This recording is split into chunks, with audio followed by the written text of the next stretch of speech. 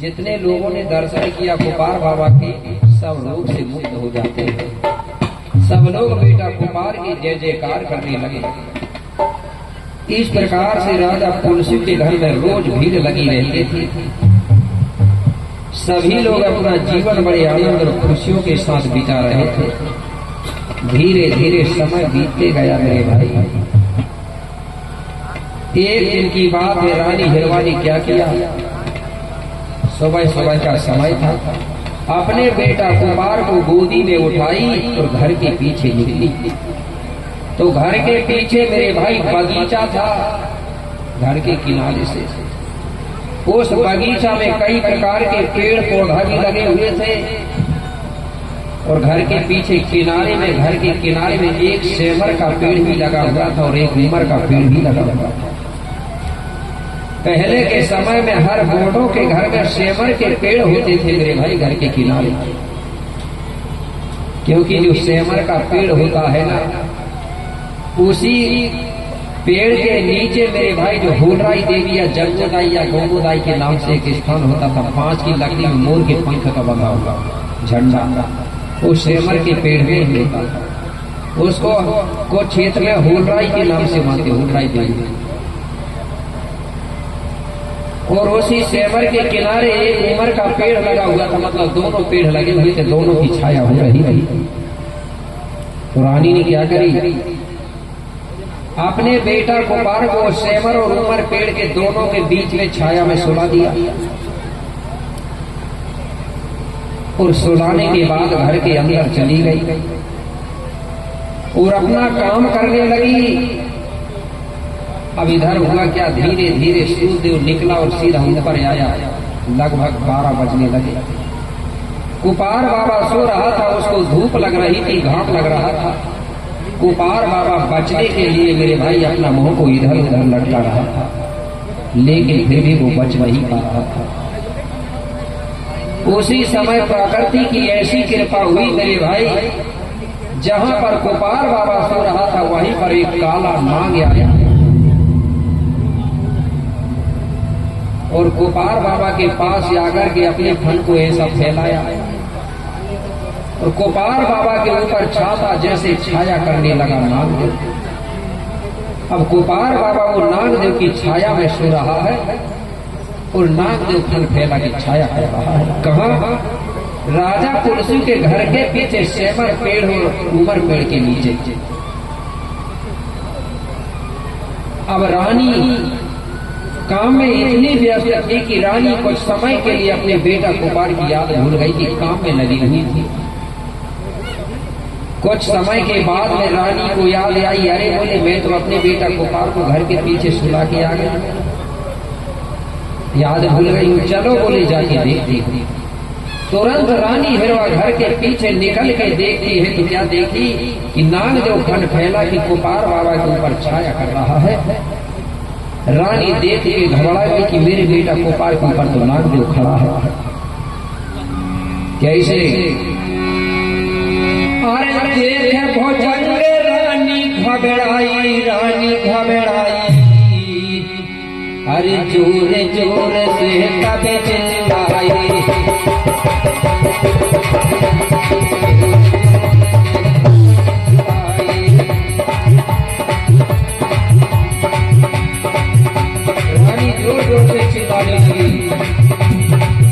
क्या चिल्ला रही है,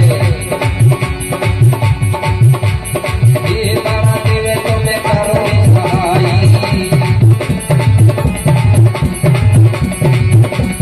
ये तारा देवे तो मैं करो सहाई,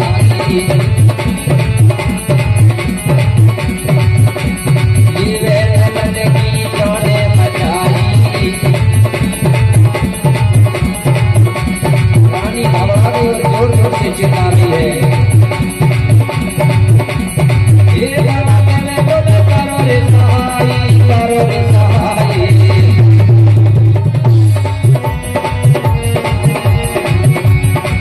हरि लीले ललन की जाने बचाए, लीले ललन की जाने बचाए, लीले ललन की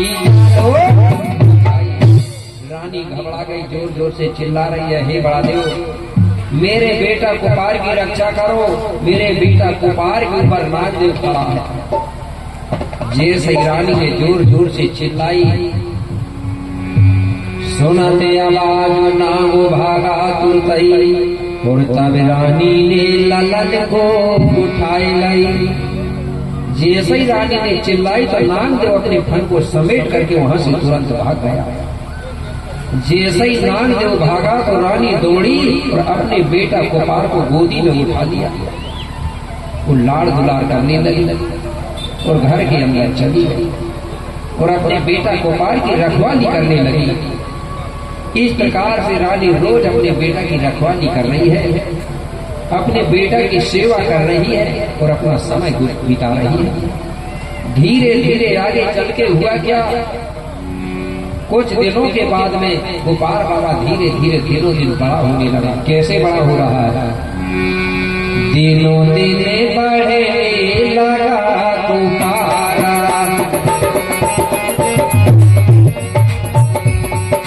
दिनों दिन बढ़ने लगा है कुपारा।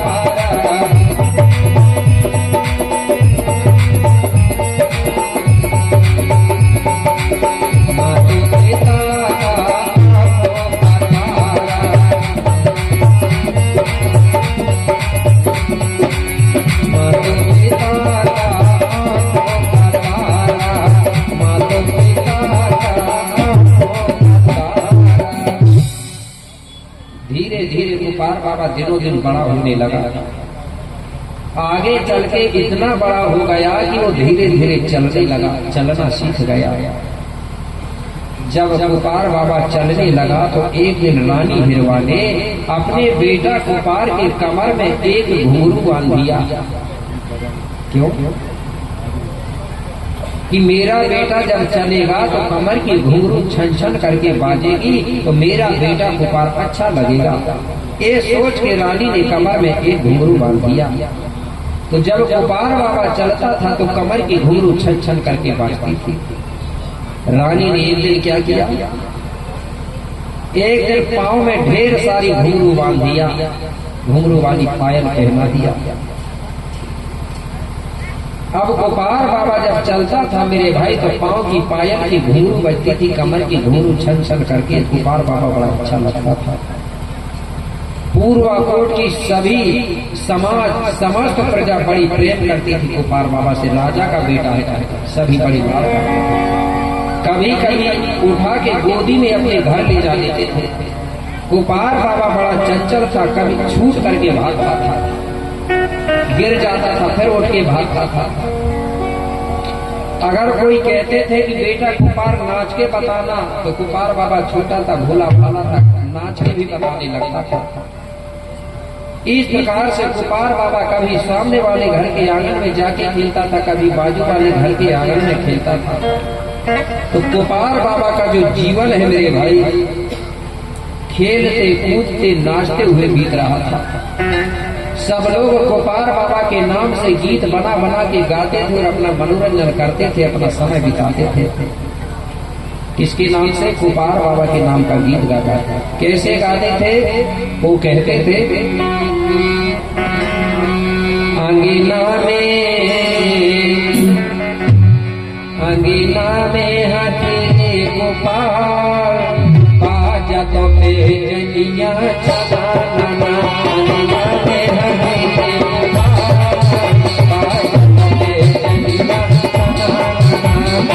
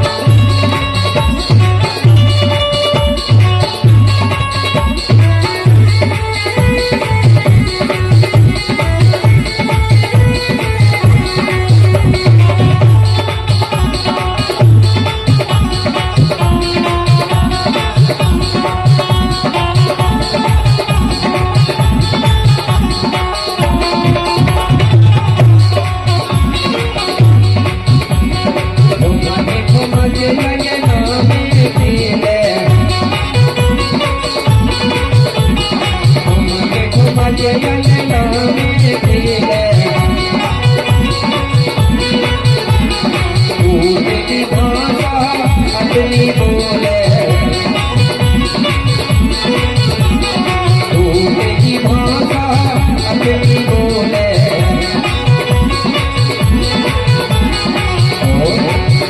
हरी छाई हरी छाई हरी छाई हरी आकाश तो पे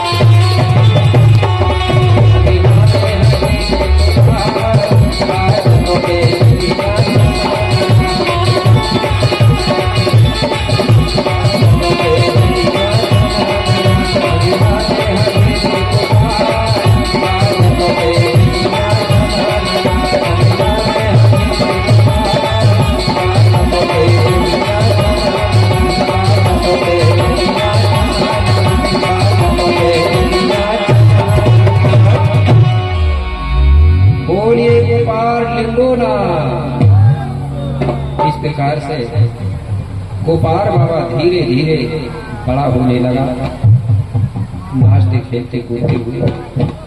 आगे चल के क्या हुआ, कुछ दिनों के बाद में गोपाल बाबा लगभग 10-11 वर्ष का हो गया। जब गोपाल बाबा की 10-11 वर्ष की उम्र हुई, उसी समय की बात है मेरे भाई। क्या हुआ कि जब 10-12 वर्ष हुए, हिरवा पुत्र गोपाल, और उसी समय उस गांव में की घटना घटी है अपार। जब गोपाल बाबा की उम्र लगभग 10-11 वर्ष की हो गई, उसी समय पूर्वकोट गणराज में अचानक एक ऐसी घटना घटी मेरे भाई कि पूर्वकोट की प्रजा इकट्ठी होकर के राजा पुरसिव के दरबार पहुंची और राजा पुरसिव के सामने हाथ जोड़कर, कैसे प्रजा कहने लगी राजा पुरसिव से हाथ जोड़कर, क्या कि हाथ जोड़ कर विनय करे महाराज, कि हाथ जोड़ कर विनय करे। आज सुनो पुलिस महाराज, उरिया जी आपके राजों में आज गलत हुआ है। महाराज, आपके रहते हुए आपके राज्य में बड़ा अन्याय हो गया है। राजा कहने लगा, कौन सा अन्याय हुआ है, क्या हुआ मेरे राज्य में? बोले महाराज अब क्या बता, ऐसा अन्याय हुआ है, ऐसा कुकर्म हुआ है आपके रहते हुए आपके राज्य में कि हमको बताने में शर्म आ रही है, लज्जा आ रही है। बोले ऐसा कौन सा? ऐसा कौन सा गलत काम हुआ है? बोले बताओ तब तो मैं जानूंगा। जब राजा बार बार पूछने लगा मेरे भाई, तो प्रजा कहने लगी महाराज सुनो, दो सगे भाई बहन थे, वो दोनों भाई बहनों ने क्या किया? महाराज भैया बहन तो पाप करे हैं। दोनों भाई बहनों ने मिलकर क्या किया? भैया बहन तो पाप करे हैं।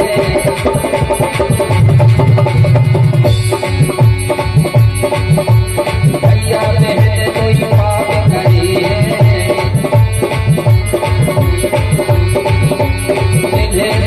भैया पाप करे हैं।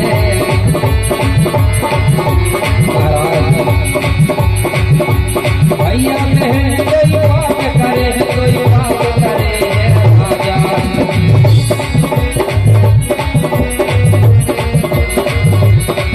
अरे भैया पाप करे है, भैया पाप करे है, भैया पाप।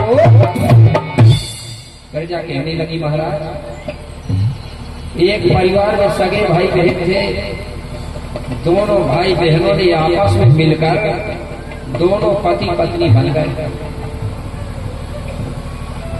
उनके माता पिता ने जब देखा ये, तो उनके माता पिता को अच्छा नहीं लगा महाराज, तो उनके माता पिता ने अपने प्राण त्याग दिए। महाराज आपके रहते हुए आपके राज में यह अन्याय हो रहा है कि भाई बहन पति पत्नी बन रहे हैं। तुम्हारे राज में बड़ा गलत हो रहा है, बड़ा अन्याय हो रहा है। आपके राज में सामाजिक व्यवस्था सही नहीं है। यहाँ की समाज को ये पता नहीं है कि पति पत्नी किसको बनना चाहिए, हंसी मजाक किससे करना चाहिए, किसको क्या बोलना चाहिए। यहाँ की समाज और जानवर में कोई अंतर नहीं है महाराज। जैसे जानवरों में कोई रिश्ता नहीं होता, ऐसे यहाँ की समाज में नहीं है। और जिस राजा के राज में ये अन्याय होता है, जिस राजा के राज में सामाजिक व्यवस्था नहीं होती है, तो सबसे पहले दोष या पाप वो राजा को लगता है। और आप यहाँ के राजा हो और आपके राज में सामाजिक व्यवस्था नहीं है, इसका मतलब पाप और दोषी आप हो। राजा ने बात सुना तो राजा पछताने लगा, मैं यहाँ का राजा हूँ, मेरे राज्य में सामाजिक व्यवस्था सही नहीं है, इसका मतलब मैं दोषी हूँ। राजा पछताने लगा और कहने लगा प्रजा से कि कुछ दिन के लिए मुझे समय दीजिए, कुछ दिनों के अंदर मैं व्यवस्था को सही करूंगा, लेकिन इसके लिए मुझे टाइम चाहिए, समय चाहिए। राजा ने प्रजा से समय मांगा कुछ दिनों के लिए। इसके बाद जो प्रजा है वो लौट करके अपने अपने घर चली गई। अब प्रजा तो चली गई, लेकिन राजा को इधर अपने घर में अपने महलों में नींद नहीं आ रही थी। क्यों? राजा चिंता करने लगा, राजा दिनों दिन चिंता में डूबने लगा। अब राजा दिनों दिन दुबला होने लगा, क्योंकि खाना भी कम खाने लगा, तो दुबला होने लगा, रात दिन चिंता में डूबा रहता था। इस प्रकार से मेरे भाई राजा धीरे धीरे दुबला होते जा रहा और अपना समय बिता रहा है। अब जो पुलिस राजा पुलिस का जो बेटा है गोपाल बाबा, वो सोचने लगा कि पहले मेरे पिताजी धनवान थे, मोटे ताजे थे, हष्टपुष्ट थे और बड़े आराम से रहते थे। और अब तो मैं देख रहा हूँ कि मेरे पिताजी रात दिन चिंता में डूबे रहते हैं और खाना भी कम खा रहे हैं और दिनों दिन दुबले हो रहे हैं। इसका कारण क्या होगा? चलो आज जाके पूछना चाहिए। गोपाल बाबा एक दिन अपने पिताजी के पास पहुंचा और हाथ जोड़ के कहने लगा, पिताजी आप दिनों दिन दुबले होते जा रहे हैं और रात दिन चिंता में डूबे रहते हैं, पिताजी इसका कारण क्या है मुझे बताइए। राजा कहने लगा, बेटा गोपाल, मैं पूर्वाकोट का राजा हूँ और मेरे राज्य में सामाजिक व्यवस्था नहीं है। मेरे राज्य में बड़ा अन्याय, बड़ा कुकर्म हो रहा है। यहाँ भाई बहन पति पत्नी बन जा रहे हैं यहाँ के लोगों को ये पता नहीं है कि पति पत्नी किसको बनना चाहिए।